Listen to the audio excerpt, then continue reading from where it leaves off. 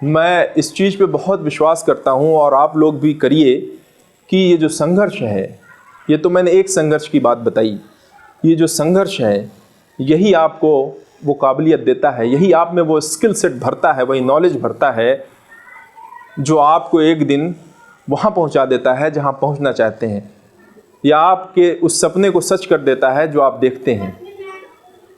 यही स्ट्रगल, तो ये स्ट्रगल आपके अंदर स्किल सेट भरता है एक्चुअली में, आपको स्ट्रांग बनाता है, आपको मजबूत बनाता है। इसका आना ज़रूरी है, आपको खुद से लड़ना ज़रूरी है। ठीक है, आपको अपने हिसाब से चीज़ों को करना ज़रूरी है। उसके लिए चाहे जो आ जाए, उसके लिए चाहे मौसम आए, चाहे पैसा आए, चाहे परिवार आए, आपको खुद से खुद की लड़ाई लड़ना है और उसमें जीतना है। ये सबसे ज़्यादा इम्पॉर्टेंट है।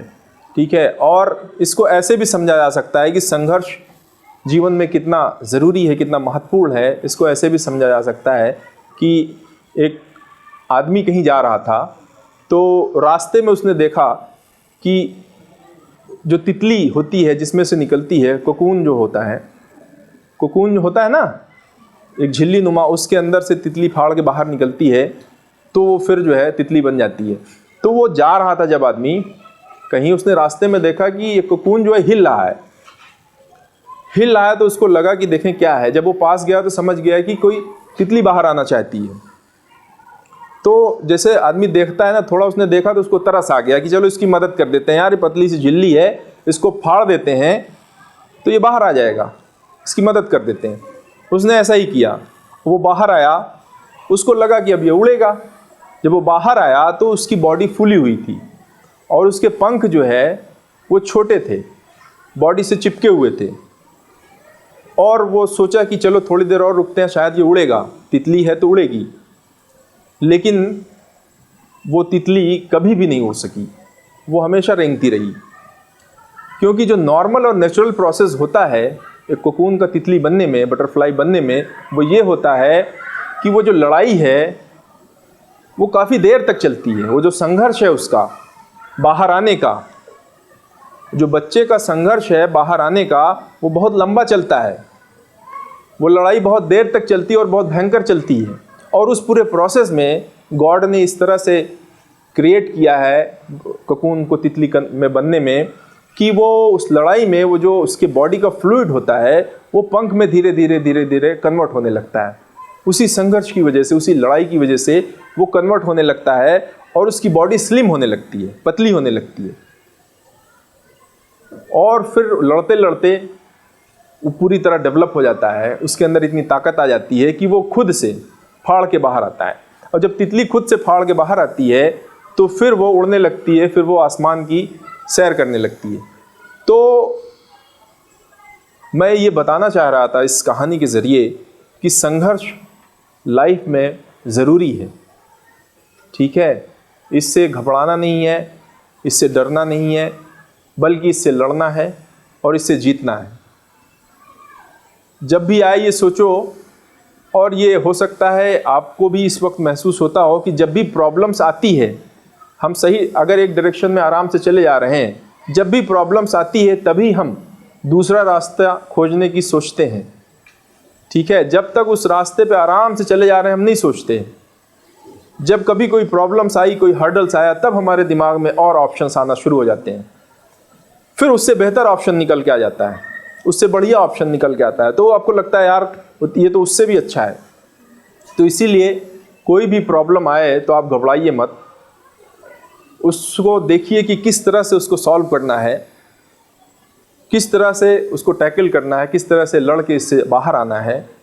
ठीक है, और प्रॉब्लम्स और हर्डल्स लाइफ में ऐसे ही है जैसे कि कहते नहीं कि ये ज़िंदा रहने की एक निशानी है कि आप ज़िंदा हैं क्योंकि आपके पास प्रॉब्लम है।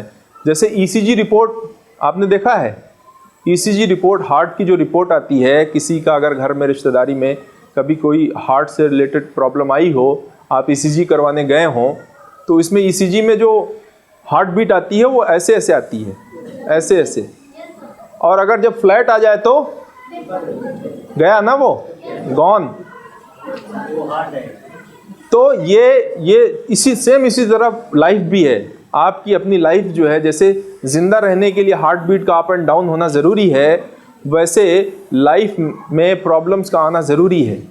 ठीक है, प्रॉब्लम्स आएंगी, ज़रूर आएंगी, तो इसको आप नॉर्मल वे में लीजिए बस। हाँ, उससे घबराने के बजाय उसके सोल्यूशन की तरफ सोचे तो ज़्यादा अच्छा है। ज़्यादातर हम लोग उसी में पिल जाते हैं, उसी में फंस जाते हैं कि अरे यार ये कैसे हो गया, अरे नहीं होना चाहिए, अरे बहुत गड़बड़ हुआ।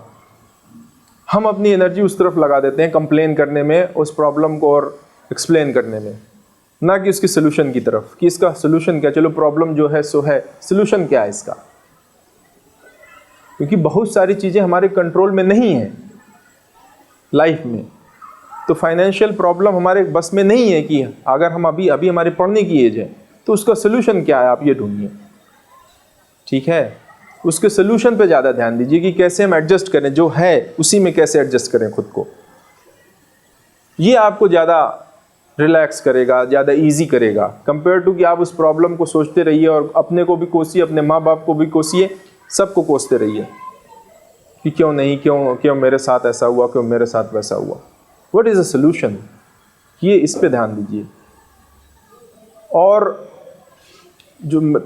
ये जो पैसे की प्रॉब्लम है, ये ऑलमोस्ट सबके पास होगी, क्योंकि इनिशियल स्टेज पे सबके साथ होती भी है। जितने भी सेल्फ मेड लोग हैं वो सब फाइनेंशियल प्रॉब्लम से जूझ कर ही आगे बढ़े हैं। जितने लोग अपने से कुछ बने हैं, बिजनेसमैन हो या जो भी है, बिजनेसमैन का मेरा तजुर्बा ज़्यादा है, तो मैंने देखा है जो सेल्फ मेड लोग हैं बिजनेसमैन के तौर पे अपने से बने हैं, जहाँ पे पहुँचे हैं, अपने दम पे पहुँचे हैं, तो उन्होंने फाइनेंशियल प्रॉब्लम बहुत झेली है। पर जो सबसे अच्छी बात यह है कि अगर आपके अंदर वो क्लैरिटी है, वो मजबूती है, तो कोई भी प्रॉब्लम फाइनेंशियल, चाहे जो प्रॉब्लम आ जाए, वो प्रॉब्लम कभी भी आपको रोक नहीं पाती।